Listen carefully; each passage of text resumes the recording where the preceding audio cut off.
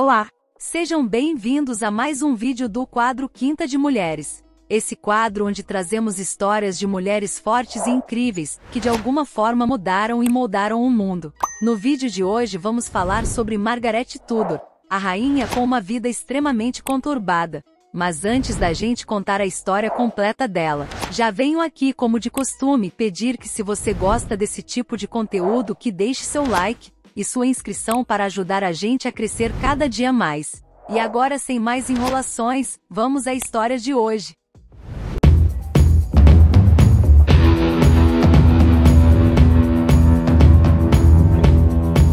O famoso monarca Tudor Henrique VIII tende a ofuscar todos os seus irmãos, por razões óbvias. No entanto, a maioria das pessoas possuem algum conhecimento sobre sua irmã mais nova, a impetuosa Mary Tudor, que casou-se pela primeira vez com o rei da França e posteriormente desposou o melhor amigo de seu irmão, o galante Charles Brandon, duque de Suffolk, o irmão mais velho de Henrique, Arthur Tudor, que foi o herdeiro do trono até sua morte, aos 15 anos. É geralmente conhecido por ser o primeiro marido da primeira esposa de Henrique, Catarina de Aragão. Ainda existe uma grande controvérsia a respeito desta união, principalmente no que tange o ato da consumação marital do casal. Porém, poucas pessoas conhecem ou se interessam pela irmã mais velha do monarca, Margaret Tudor, que, assim como sua irmã mais nova, Maria Rainha da França, também fora uma rainha.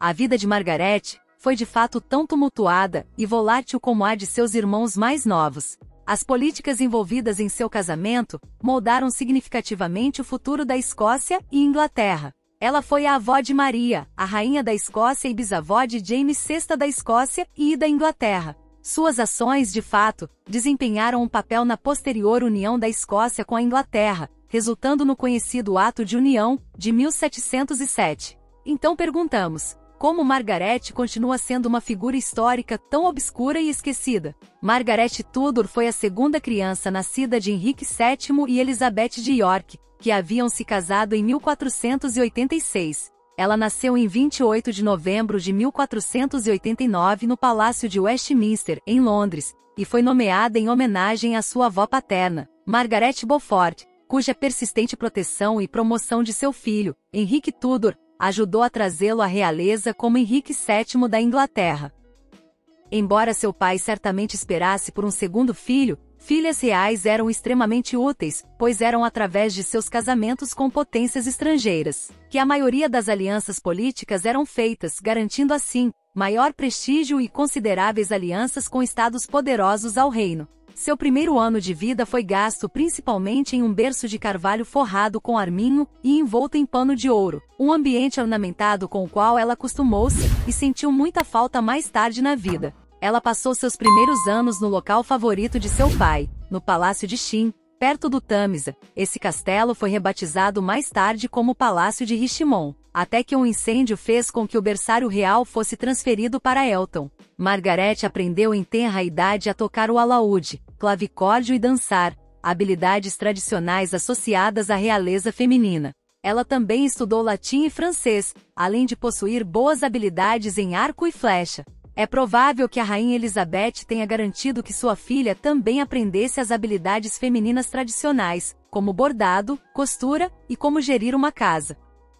Seu quinto aniversário coincidiu com a elevação de seu irmão mais novo, Henrique, ao Ducado de York, em 1494. Houve um grande torneio comemorativo em Westminster, que durou 3 dias, e o aparecimento da princesa Margaret foi gravado para a posteridade. Ela usava um vestido de veludo branco com um laço de ouro e uma boina branca, um estilo não muito comum na Inglaterra, porém, bastante popular nos Países Baixos. Suas melhores características eram sua tez alva e cabelos claros, ambos herdados de sua mãe. Porém, seu temperamento era o de seu avô materno, Eduardo IV, um traço que ela dividia com seu jovem irmão Henrique. Enquanto o príncipe Arthur era um menino reservado e pensativo, dedicado principalmente aos estudos, Margaret e Henrique foram sociáveis e agitados. Eles dançaram no torneio, para a diversão dos adultos, e Margaret foi quem entregou os prêmios aos vencedores das justas. Como a primeira princesa Tudor, Margaret foi imediatamente colocada no mercado europeu de casamento, e seu pai estava ansioso para reforçar o apoio externo para sua nova dinastia.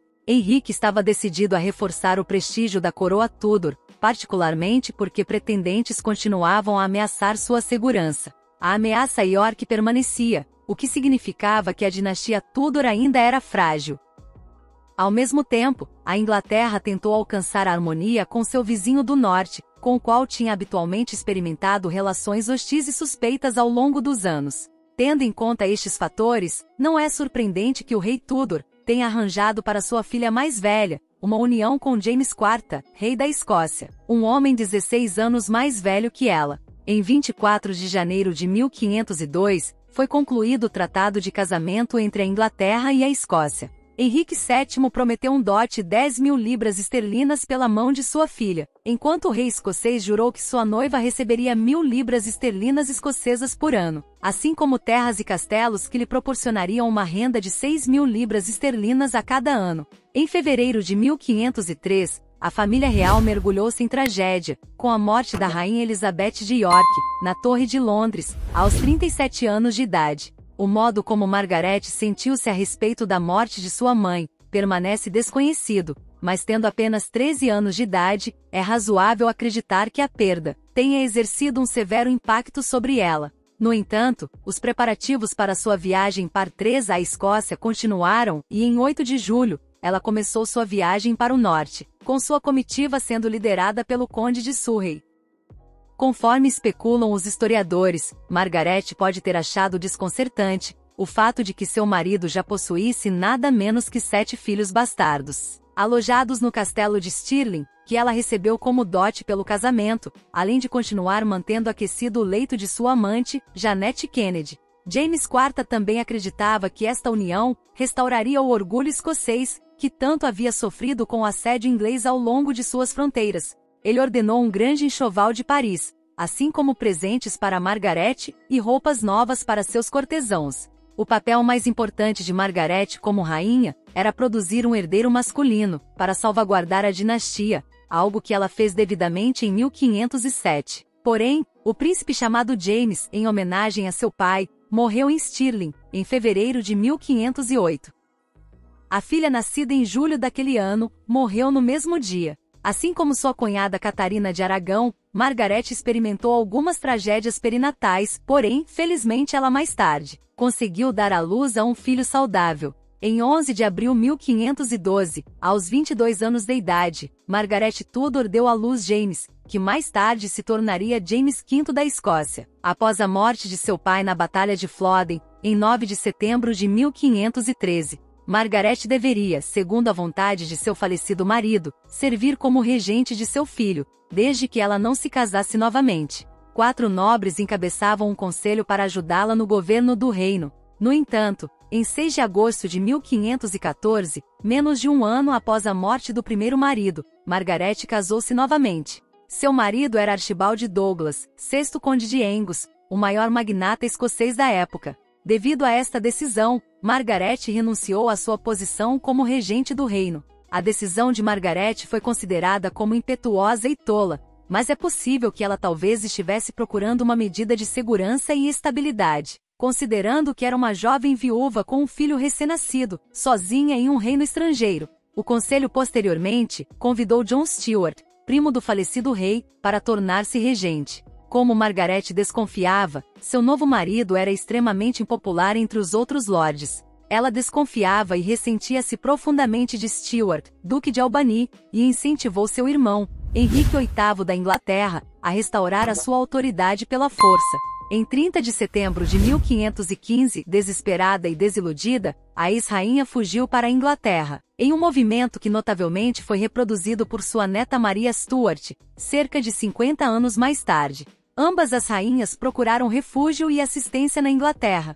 Em 7 de outubro, a rainha grávida deu à luz uma filha, Margaret Douglas. A provação quase matou-a e deixou-a muito fraca. Enquanto ela estava gravemente doente em Morpeth, seu segundo filho Alexander morreu em dezembro do mesmo ano. Em 3 de maio de 1516, Margaret chegou a Londres e encontrou seu irmão pela primeira vez em 13 anos, desde que havia deixado a Inglaterra, no verão de 1503. Ela permaneceu na Inglaterra durante mais de um ano, separada do marido, e o Conselho Escocês prometeu enviar suas joias para que ela pudesse pagar seus aluguéis. Porém, mesmo recebendo suas joias, seus rendimentos não foram de fato restaurados, forçando a rainha humilhada a pedir dinheiro ao cardeal Thomas Wolsey. Em maio de 1517, Margaret viajou de volta à Escócia, após de ter recebido com antecedência a promessa de que iria ser bem tratada e que nem ela nem seus acompanhantes seriam presos. No entanto, seu casamento com o Angus estava sob pressão crescente. Seu marido havia arranjado uma amante enquanto Margaret residia na Inglaterra, e tinha tomado as rendas da rainha de Methven e Ettrick Forest. Quando descobriu sobre o affair de seu marido, Margaret pediu a Henrique VIII para que a deixasse voltar para a Inglaterra, ele porém recusou-se, e pediu-lhe para que retornasse a seu marido. Devido a isto, juntamente com a política diplomática escocesa, em manter relações mais estreitas com a França como meio de garantir segurança de ambas as potências para o caso de uma invasão inglesa, Margaret acabou tornando-se uma figura marginal na Escócia, por volta de 1519. Os conflitos entre Albany e os nobres escoceses persistiram, especialmente devido à prisão de Albany, na França. Em dezembro de 1521, Albany retornou a Edimburgo e foi calorosamente recebido por Margaret, que esperava que ele ajudasse a restaurar suas receitas, a obter uma anulação de seu frustrado matrimônio com o conde de Angus. Henrique VIII tomou conhecimento sobre os rumores de que sua irmã era amante de Albany, e repreendeu-a em uma carta, fazendo com que Margaret ficasse indignada e lhe escrevesse uma resposta emocional à sua afiada e cruel carta. Albany baniu o conde Angus e seu irmão George para a França, e até mesmo reuniu um exército em setembro, com o objetivo de invadir a Inglaterra, mas a sombra da memória da Batalha de Flodden dissuadiu-o de prosseguir neste caminho. Eventualmente, uma trégua fora alcançada. Quando Albany partiu de volta para a França em 1524, Margaret ganhou o apoio dos Hamiltons, uma poderosa família nobre escocesa, que era chefiada pelo segundo conde de Arran. Um golpe foi feito, que trouxe um fim à regência de Albany, e em 26 de julho do mesmo ano, investiu James V, o filho de 12 anos de Margaret, com autoridade real completa. O governo de Margaret foi recebido com hostilidade e suspeita. No entanto, foi observado que a rainha não tinha um bom conselho, e o Duque de Norfolk escreveu a Wolsey sobre como Margaret havia tornado-se impopular como resultado ao golpe. Margaret continuou a estimular Albany, que residia no exterior, em ajudá-la a conseguir um divórcio de Angus, que a perturbava. Ela estava determinada a se casar com Henry Stuart, seu tesoureiro. O Papa finalmente anulou seu casamento em março de 1527, em razão de um pré-contrato entre Angus e Lady Jane Stuart. Logo depois, uma apaixonada Margaret casou-se com Henry Stuart, e reconheceu-o como seu marido pela primeira vez em meados de abril de 1528. Angus retaliou a isto prendendo Stuart e mantendo-o confinado, porém James V respondeu a isto, expulsando não apenas Angus, mas todo o seu governo. Henry Stuart foi feito Lord Methven, e os Douglas foram considerados culpados de traição. Margaret, no entanto, ficou furiosa quando seu irmão Henrique abrigou Angus na Inglaterra. As relações de Margaret com seu filho eram complexas, especialmente por causa de conflitos sobre política externa. Margaret sempre favoreceu relações mais estreitas com seu país natal, a Inglaterra, e incentivou o filho a se casar com sua prima, Maria Tudor, filha de Henrique VIII e Catarina de Aragão. James, no entanto, decidiu-se pela aliança francesa. As esperanças da rainha de uma aliança anglo-escocesa foram frustradas quando seu filho se casou com Madeleine de Valois, em 1537. As dificuldades pessoais de Margaret com seus maridos continuaram. Seu terceiro marido, Henry Stuart, agora Lord Methven, havia tomado uma amante, fazendo com que Margaret enviasse uma corrente de cartas, se queixando do Henrique VIII e seus ministros, por volta de 1530. Ele havia perdido suas receitas e endividado Margaret em 8.000 libras esterlinas. Ela tentou o divórcio, porém não fora bem-sucedida. Embora tenha tentado fugir para Berwick no outono de 1537, antes de ser interceptada. A rainha Madeleine havia morrido em julho do mesmo ano, e seu filho, que continuou a favorecer uma aliança com a França, casou-se com Marie de Guise, em quem Henrique VIII tinha mostrado algum interesse como uma possível noiva após a morte de sua terceira consorte, Jane Seymour. Os anos finais de Margaret Tudor foram infrutíferos, solitários e infelizes. Em 18 de outubro de 1541, contando com 51 anos de idade, ela morreu após sofrer um acidente vascular cerebral no castelo de Methven. Seu filho não chegou a tempo, embora sua mãe tenha solicitado sua presença em seu leito de morte. Ela foi enterrada na abadia de St. John, em Perth.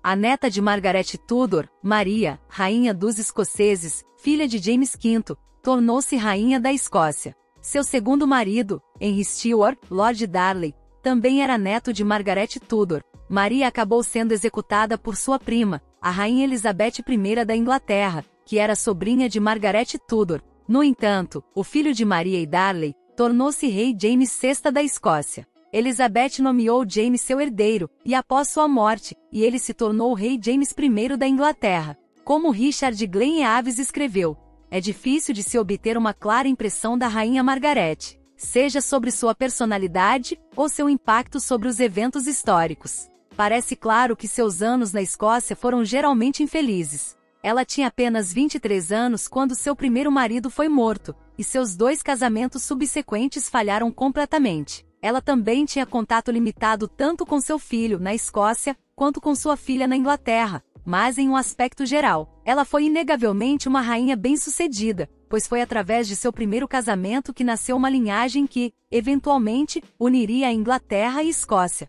Enfim, é isso. E aí, você já conhecia a história dela? Conta aqui se eu deixei passar algo, vamos conversar. Não esquece daquele like esperto para ajudar a gente e da inscrição. Até a próxima Quinta de Mulheres, obrigada por assistir e tchau!